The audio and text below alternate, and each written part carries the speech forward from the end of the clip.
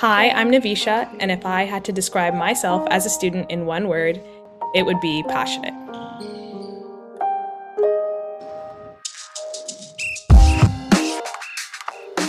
Welcome to Gym Shorts, a podcast from Ophea. We're a Canadian charity that prioritizes student health, well-being, and belonging in classrooms, schools, and communities. For over 100 years, we've been working to make gym class every student's favorite part of their day. Through this podcast, we explore the powerful and personal stories behind our earliest experiences with health and physical education. In each episode, we speak with guests about experiences from school that shape their future relationship with physical activity and well-being. These stories offer honest reflections on how our past informs the present and how we can all work together to create happier, healthier, and more inclusive futures for all students. Now, let's get into today's story.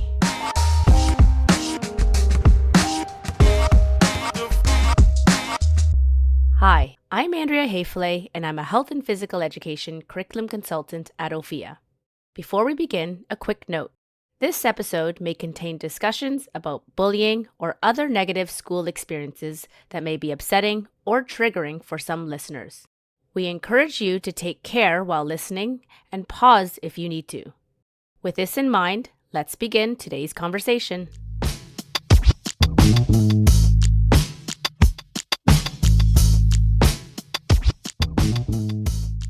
Meet Niviesha. As a child, her social circle and sense of community was always closely connected to physical activity. For her, it was an opportunity to meet new people and form new friendships. I was always super active, even as a toddler, and that continued when we moved cities. My parents enrolled me into house league soccer, and it was a great way for me to make friends, but also be active. So I think I really quickly paired physical activity with community and making friends and having fun. These positive experiences continued through Niviesha's school years as she continued to thrive. But it wasn't until grade 12 that she met a teacher who showed her that health and physical education was so much more than simply gym class. Going into my grade 12 year in physical education, I had a teacher, shout out Mr. Darmai. He was great. He really taught us to make our own goals. He did not mark us based on how fast we ran or how many sit-ups we could do, but just, hey, what's your starting point? What's your goal for the end of the semester? How do you want to get there? Let's learn more about physical education.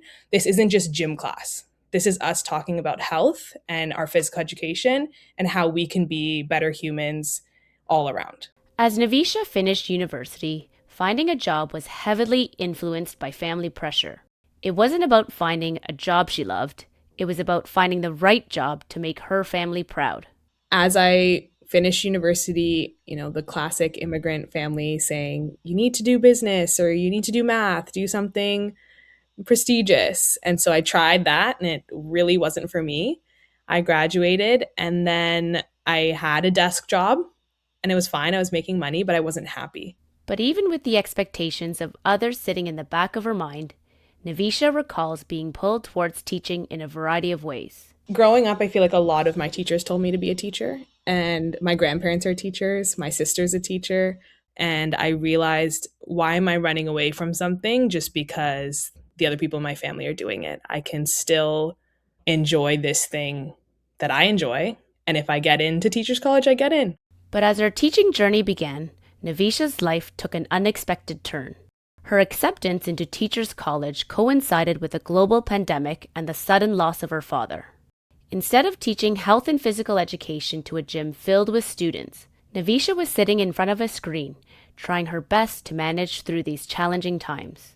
And I applied and I was on the wait list. Actually, my dad passed away March 2020, right as COVID was starting. And then I got in May 2020. And then I started my teachers college journey during COVID. So I did actually teach during the pandemic. When we were locked down, I did online teaching. So we had to do physical education through a screen, all those things. Niviesha rose to this new challenge by helping her students find a community online. No matter what they were facing, Niviesha wanted her students to know they were all in this together. So building community in those ways, trying to find ways to connect the kids when they're sitting at home in different places. And we did our physical education, and I propped my screen up too. And I was right in there with them, doing our jumping jacks, doing our burpees, trying our best to move our bodies in the most fun way. We did scavenger hunts. Hey, go get a toilet paper roll. And then everyone's running to their bathroom to get a toilet paper roll, because that's how we had to build community and move our bodies. But Niviesha's commitment to building a community with her students came at the expense of maintaining her own. As pandemic restrictions were lifted, Niviesha found herself looking for a connection, and a social media message from an old friend meant the world to her. I think coming out of it, I realized, I have to build this community again. I have to find these people that I'm going to play with, because I've now lost touch for 3 years. And then it was a simple Instagram post that truly, if I don't know if I can say that, but that's what it was. I was on Instagram, and a friend from my high school posted, hey, I need a middle for my women's co-ed volleyball team. And I was like, me, like, let's do this. And so now I look back, and it was funny, yesterday I was playing and I was like, wow, I know so many people now that play volleyball. But it's been now like 4 years, I guess, where I'm now playing 3 times a week. I think for me, it's the big piece is like the community part and making friends and making connections with people where they're like, yeah, I want you on my team. And you don't have to be the best person, but like the most skilled, but you're fun and you are a good time and you're reliable. So you're on my team. Having experienced a loss of community herself, Niviesha centers her teaching on creating spaces where students can connect with her and each other. I think I try my best to be that building block or stepping stool that students might need to create that community on their own. So making sure my spaces are safe and brave, and spaces where students are getting along in the sense of respect and kindness to each other. That's my baseline. As Niviesha thinks back to her grade 12 health and physical education experience, she reminds herself daily of the lessons she learned and the need for teachers to engage and play with their students. So my advice for teachers would be to make sure that you are setting the example for your students. You are staying involved and showing them that you can build a community and a brave space for them to try new things. And I say that by saying my grade 12 teacher jumped in and played ultimate frisbee with us, or showed us how to do a plank, or did all of these things that helped us feel like, hey, I can do that. I can play with them or us. And I try to do that as an educator, even if I'm not in the gym. I'm not a physical education teacher. I'm running around at recess. Hey, yeah, I'll kick that soccer ball to you. Or do you want to try playing this new game with me? And giving them access and a community with their teacher, not just outside of their teacher. Niviesha strives to create safe and brave spaces for students throughout her school. When it comes to play, this means that full participation for everyone is always the goal. Looking back now as an educator, as a homeroom teacher, I can see where students might have been left out of spaces or not felt comfortable in spaces. And that's where I think my advice would be most beneficial. I think as a homeroom teacher, I do my best to build community within my classrooms and to make sure that there is a bottom line of respect and kindness, to make sure there is inclusion, to make sure that every kid in that classroom feels like they belong, whether they're in the classroom, in the hallway, in the gym, outside at the playground, at recess. They should have a brave space and a safe space within our classroom, and that should extend throughout the school. And working closely with Ophea and MLSC with the Change the Game and the learning lab that we did a couple of years ago at my school really helped me create games and play in such an accessible way for all students to be able to participate, to have fun with their friends, and to build that community together. At the end of the day, Niviesha reminds us that physical activity should always be about fun. And that's not just for the students, but for everyone. Having fun and playing is every kid's dream. And to be honest, for me, any adult's dream. I think having fun with your friends and moving your body is the best way to be physically active. And having these games for them to play at recess, at intramurals, having access to those things, regardless of if you made a team or not, was so important for those kids. And those smiles will never leave my memory. The way they had fun is exactly why I do what I do every day.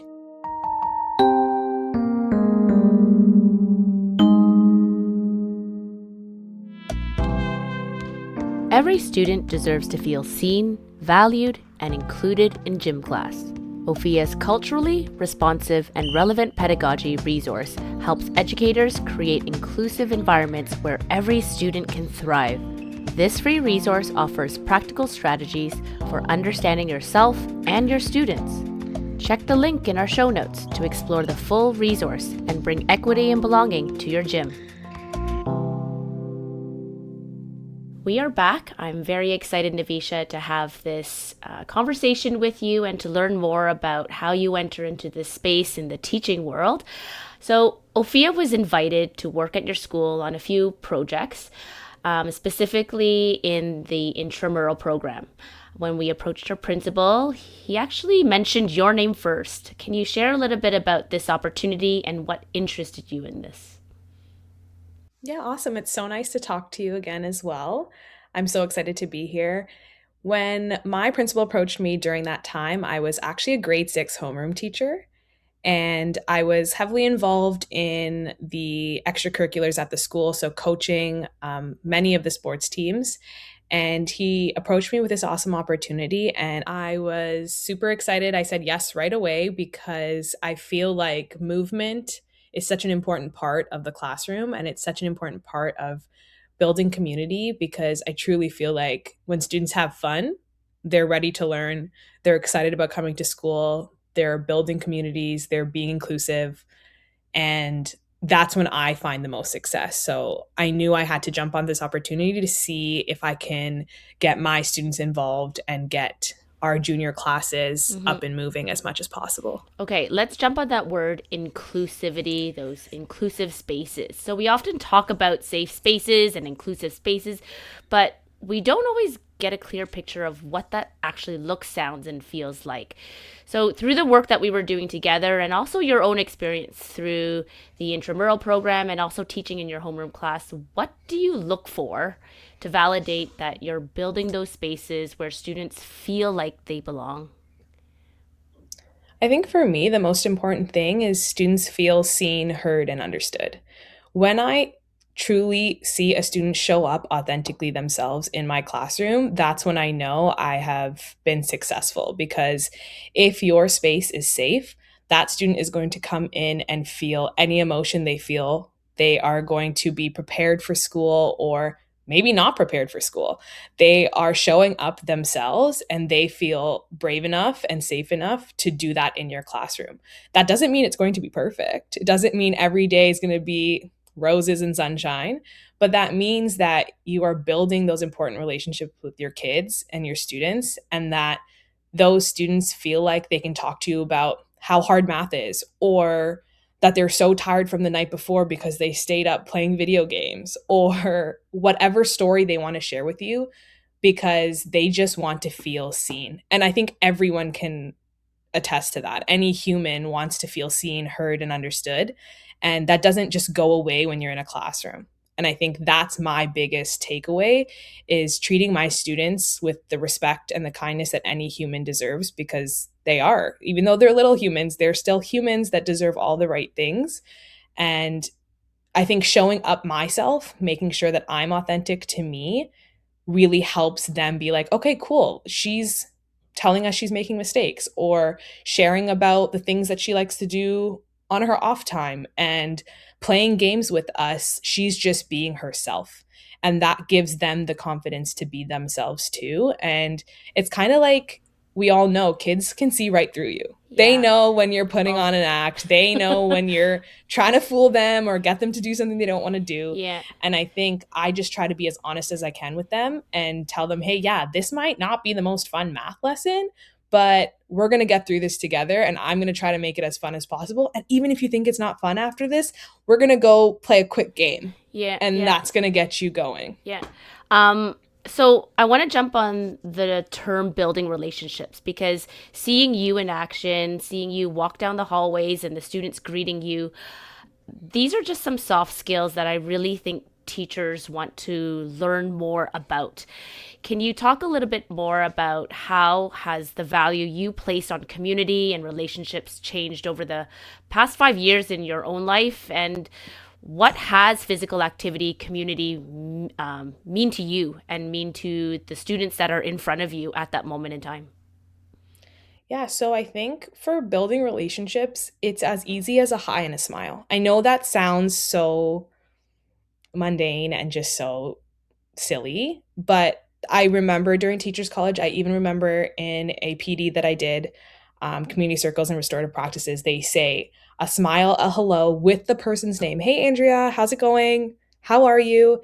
Is so intentional, and it can make the world of a difference to a student because they're feeling seen. When you say, hey, that's, I love that backpack, or what do you think about your art? Asking them to reflect themselves instead of putting that onus on anyone else. Like, hey, do you think that's cool? I think that's cool. That's awesome. You did that. And it could have been, I tied my shoelaces, or it could have been, I wrote my name on my piece of paper and I didn't forget. Like, yes, like you did that. And that's so important. It's those little moments that you make with students. It's the tiniest things that those students will remember and think, oh, wow, my teacher remembered that. I remember after a year of teaching, I only taught these students for 3 months. And then I moved to another class in the same school. And those students at the end of the year, one student said, hey, I don't know if you remember this, but you asked me about my music concert. And that really made me Oh, happy. That was so really nice nice. of you. And it was a small thing for us. And so I think that's what my advice is for teachers who are looking to build those relationships or don't know how to do that is it's just simple questions and conversations, Yep. those tiny moments between transitions at recess, at lunch, where those students feel like you want to connect with them, that you don't want to be separate from them, but you want to build that community. Amazing. And I really like how you spotlight those little moments that happen across the school day. That's may not be during the actual quote unquote class time, but it's through passing. Let's take it into the gym. Do you think a smile and an invitation can be enough to get people into the gym who don't usually join in or feel, this is not my space, I don't want to go in? Yeah, I think those fears are totally valid. I didn't always love, let's say, science class when someone's like, hey, I want to do this. I didn't like that. No, I don't want to do that. And so I think a smile and a hi can help. Is it going to be everything? Maybe not. And that's okay. I think building those blocks and building that bridge for those students to feel stable enough to walk across is what's important. So it might not be overnight, it might not be every week, but those numbers are going to increase the more that you build that community with the students that do show up, with the way that you speak about what you're doing, with the way that you speak to your students about what you're doing and being really intentional about what that goal or success might look like.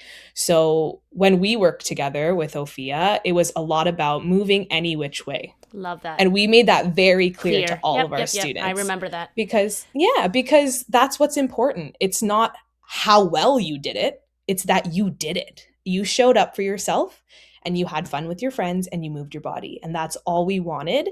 And I think that simple baseline was giving so many more students access and so many more students comfortable with being like, oh, that's all we're going to do. We're just going to play and have fun. Okay, cool. I'll show up. No problem. Yeah. And that honestly takes that pressure off of performance. Who Yes. is the fastest? Who is the strongest? So I love how you segued into the concept of movement and physical activity. Did you have any aha moments during our work together when it came to engaging certain students in physical activity that aren't always the first to join in or try out or come into the gymnasium? Yes, there was definitely moments where I looked around and these were my homeroom kids. I was at a French immersion school, so I taught two grade 6 homeroom classes, so that was about 52 students in total. And the students that showed up for those intramurals were students that didn't necessarily try out for sports teams, didn't necessarily even play at recess. They were the ones walking around with their friends just chatting. And to see them have fun and smile and be with their friends and move in a way that was so simple to them. They were like, yes, I'm having fun. I'm moving, I'm running, I'm laughing, I'm rolling around in the grass, like whatever it may be, they Yeah. were having fun. And I think that moment for me solidified everything that I want to be as a teacher, is making sure that all students have access to having fun, because we know that not all students have access after school. They don't have the time or the means or whatever it may be to get them moving after school. So it's so important as educators to make room and space for all students to play, regardless of if they are on a sports team or not. Amazing. And as I'm listening to you, you always allude to the importance of building relationships, which in turn leads to building a community. And let's bring this home. How has the value you place on community and relationships changed over the past 5 years of your own life? And what has a physical activity community meant to you? Community has been huge for me. I started playing volleyball when I was really young, played for a long time, started again in university. And then because of COVID, as you heard maybe before, it stopped. And then I started again and I built that community again slowly but surely. And now I can really look back and see, wow, like I have connected with so many people that I maybe would have never talked to or never met before, and I'm able to chit chat, have a conversation, ask how they're doing, play volleyball, have fun, and get invited to do these fun things. Even this, like having an opportunity to learn more about education, about what I love to do through other people's stories, is such an impactful thing for me. And that all comes down to community, keeping connections, being kind, having a smile on your face, introducing yourself. And I think that kind of goes back to like, I try to be who I am as a teacher. That's not different than who I am as a person.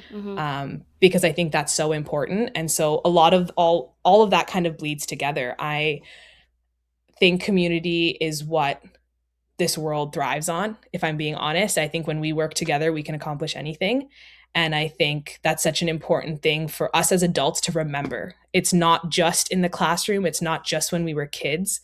I think when we get jobs and we have all these things to do and bills and all these responsibilities, we can sometimes forget how much talking to a friend, going on a walk, even window shopping at the mall, like doing whatever makes you happy with your community, moving your body, having fresh air, I think is so important. And I've really realized how much that makes me a happier person Amazing. now.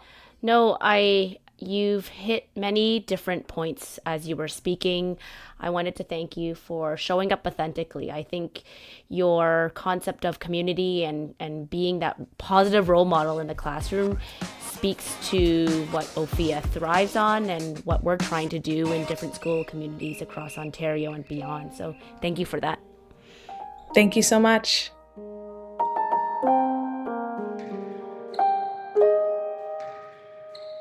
This episode was hosted by me, Andrea Hayflay, and was produced by Mike Meehan. Our music was written and performed by Ron Kelly.